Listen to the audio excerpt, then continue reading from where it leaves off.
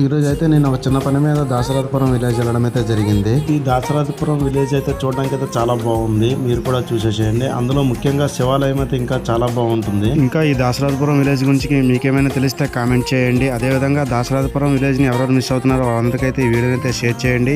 And next A village video చేయాలో comment చేయండి. So మరిన్ని ఇలాంటి వీడియోస్ కోసం మన పేజ్ని అయితే ఫాలో చేసేసేయండి. Thank you.